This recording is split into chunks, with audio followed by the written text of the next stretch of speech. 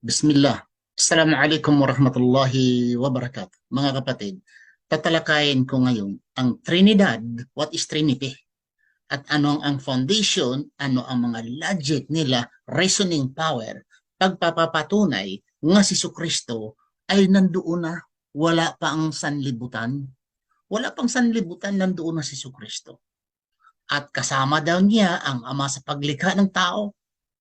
Nandoon na siya dahil mga verses ipapakita ko sa inyo, itong mga verses nga ginagamit nila palagi para ipatayo ho ang doktrinang Trinity nga si Kristo ay nandoon na, mula pa sa simula, doon na si Kristo. Ito ang mga sumusunod ng mga verses na kanilang batayan. Saan mabasa?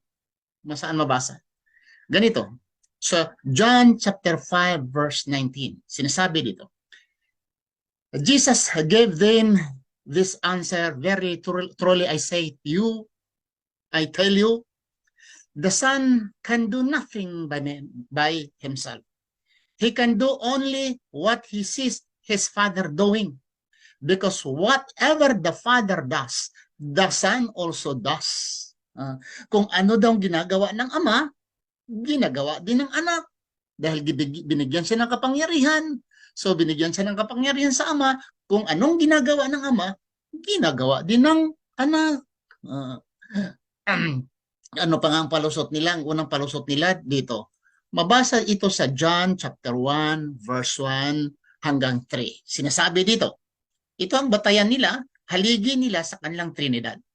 In the beginning was the Word, and the Word was with God, and the Word was God. He was with God. He was with God in the beginning. Sino? Ang Word, meaning si Kristo. Doon na si Kristo in the beginning. Through Him, all things were made. Ang lahat ng mga bagay na likha. Dahil si Kristo. Through Him, all things were made. Oh, gabi. Nalikha ang lahat ng mga bagay dahil ni Kristo. Without Him, nothing was made that has been made. Ang ibig na sabihin, kung wala daw si Kristo, walang malilikha. Dahil sa simula, nandoon na ang berbo. At ang berbo, siyempre naman ang Diyos, pag maglikha siya, kasama yung berbo. Ay walang berbo, wala si Kristo, walang nalikha kung wala si Kristo. Yan ang gusto niyang iparating sa atin. Okay, no repetition. Later, ipakita ko sa inyo sa ano ang kabalbalan ng kanilang mga reasoning. I and my Father are one. John 10 verse 30. Very popular ito. I and my Father are one. Makapangyarihan ng Ama, makapangyarihan ng Anak. I and my Father are one. Okay? At ano pa? John 8:58. Sinasabi dito, verily, truly, I tell you. Jesus answered, before Abraham was born, I am. Hindi pa isinilang si Abraham, nandoon na ako. Nandoon na ako. Nang ibig sabihin, wala na rin tao sa mundo or wala pa si Abraham, nandoon na siya. Meaning, si Kristo ay talagang Diyos mula pa sa simula. Oh. Sige, no argument muna. Okay. Revelation chapter 1, verse 8. Sinabi dito, I am the Alpha and the Omega, says the Lord God, who is and who was and who is to come, the Almighty. Si Kristo daw yun. Nagsabi si Kristo, I am the Alpha and the Omega, say the Lord God, nga si Kristo ay Diyos dahil siya ang Alpha and Omega. Siya ang sasimulan. Siya rin ang katapusan. Yung mga haligi nila sa Trinidad. Okay? Dito naman sa Genesis chapter 1:26 sinasabi, then God said, let us make mankind in our image, in our likeness, so that they may rule over the fish in the sea. Dito tayo, let us make man in our image. Let us make. Ito talaga lang nga, si Kristo nandoon eh. Sabi kasi let us eh. Sabi sana, I will make mankind. Sinasabi, let us. So si Kristo nandoon na. Nandoon na si Kristo sa simula. Okay, no problem. Tingnan natin mamaya. Itong mga rasones nila. Paano ba ito? Kahit whatever you say nga si Kristo wala pa sa simula, wala pa siya noon sa Old Testament, sa panahon ng mga Israelis, wala pa si Kristo, sa paglikha ng sanlibutan ay wala pa si Kristo. They don't believe because of those verses I showed you. Paano natin ito paano natin ito sisirain? Ha? Nga papapatunayan na yan ay kasinungalingan, yan ay mga salita ay kabalbalan lamang at sila rin ang magbiak. Sila rin ang magbali, magsiko sa iyong mga sinasabi sa unahan. Okay.